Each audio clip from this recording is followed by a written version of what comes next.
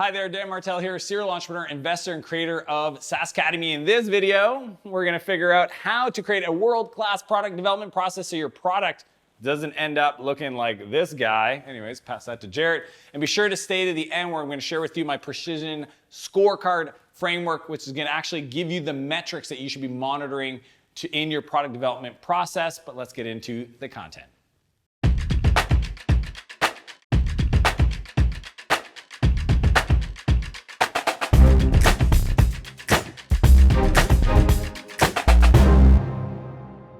So a few months ago, I was hosting my SaaS Academy clients at the Intensive in Boston, and the topic of creating world-class product management came up because many of them are not technical founders. They don't come from, innovation and technology. They're just, business or marketers or people that saw opportunities in the market and wanted to build a software solution. So we kind of unpacked the different things that I thought were required to not only manage the product development process, understand the right metrics, but really lead the team towards an outcome and understand their role in that process. So I want to share that with you in this video, but before I go any further, I want to kind of give you a pro tip. And I got this from HubSpot. I've been fortunate to have learned and seen from the inside from some of the best companies like Trello and Dropbox and many others, how they manage product.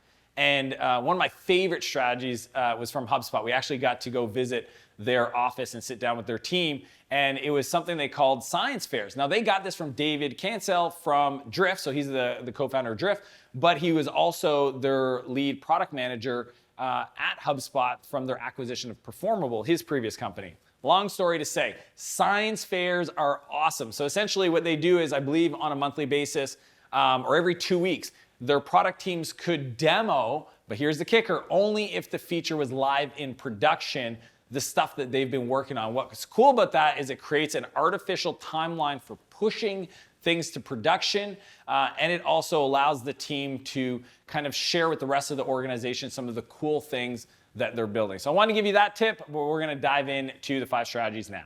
Number 1, outline your vision. So here's what I always, ask my clients when they're starting off is, when you grow up in your industry, in your business, what are you gonna look like? Because there's only so many big markets, unless you're creating a new one, which is very rare in the B2B SaaS space.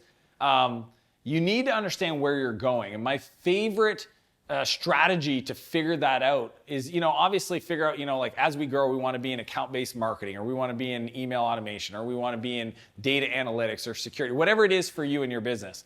But Airbnb, what they've done is they were really inspired by Disney and the concept of storyboarding the perfect product experience. So what they did, and you can Google this and find a bunch of stuff online about it, is they sat down and said, what would, I think it was a 7-star experience be? Now, obviously it's 5-star. A 7-star experience, and they exaggerated the whole thing and kind of mapped out this visual storyboard of the possibility of the future for their product experience for their customers. And I just think that having that vision of where your product should go and where you're gonna grow up into being will allow everybody to make aligned decisions today. So that's number 1. Number 2, connect customers. I was talking to a founder on a growth session yesterday, and one of the things they asked me was, how do you manage product development when it comes to, showing what you're doing with customers and not having your team, because this is what he was running into, just build stuff but not know if it's actually going to have an impact. So one of my strategies that I teach my clients is to create what's called a CAB, a customer advisory board. And these are people, they're not, one of the rules is you don't let them self-opt in. You actually want to select the right customers so that you get the right feedback. A lot of people can be the vocal minority because they want to help guide your product roadmap. Those are not the people you want on there. You want the best customers. So a customer advisory board is a group of people that you actually share not only roadmap, but more importantly, clickable prototypes of the product that or features you're building. Because, in the early days, it's actually what you do to be successful. Ideally, you're showing customers potential wireframes to get them to maybe pre-purchase your solution, get buy-in. And then for some reason, as you get traction, you kind of stop doing these things that you used to do to be successful. So I'm a big fan of building a customer advisory board, creating clickable prototypes for all the new features, and making sure you show that to them before you go to code. Why? Because it is way cheaper to change a screen in a PowerPoint deck around the prototype than it is to change it in code. And your customers will give you so much incredible feedback around the flow and the language and the micro copy that you have on your screens that it will literally transform your product development process. Number 3, inform backlog. So if you're using, hopefully you are, some kind of agile development process, you have a backlog of features and bugs and issues and things you want to get done, the engineering team. That's not what I'm talking about. When I say inform backlog, that still exists. But what you want to do is build a roadmap. And this is what I was teaching my clients at my intensive. A roadmap at a high level has 3 kind of big categories of states, right? There's the now, the next, and the later. And the way I think about that is it gives your team a level of prioritization to say, look, these are the things that we're focusing on now that are really important. And on a monthly basis, you might change things around. And that's where you'll take the next, which could be kind of a window of the next 2 to 3 months, and grab those and put them into now, right? And those big projects, big features, big outcomes you want to achieve are then informing the backlog for the engineering, the development team to actually build out. Product and engineering are 2 different functions in your organization. And this is the way that Twitter does it, and Trello and a bunch of other companies think about product development. So just think about creating a roadmap of the product features or big outcomes you want to get for your customers and put them in those 3 buckets: now, next, and later. Number 4, glue metrics. So I can't tell you how often I'm reviewing a product roadmap with one of my clients and they don't know what specific metric or KPI is actually going to move based on building out a certain feature. Yes, well, a client wants this and we think it'll add, or make us more competitive. I agree. But at the end of the day, if it doesn't allow you to increase conversions or reduce churn or, expand revenue better, then you really need to evaluate these things on those levels, right? So one of the strategies to glue the metrics of the product features that you're building is using a thing called the RICE score. Many people call it ICE. I think it's a simplified version, but the guys over at Intercom, I'm an investor in Intercom and saw their product development process in the early stages. They literally have the best product team I've ever seen in any of the companies I've invested in, over 40 companies.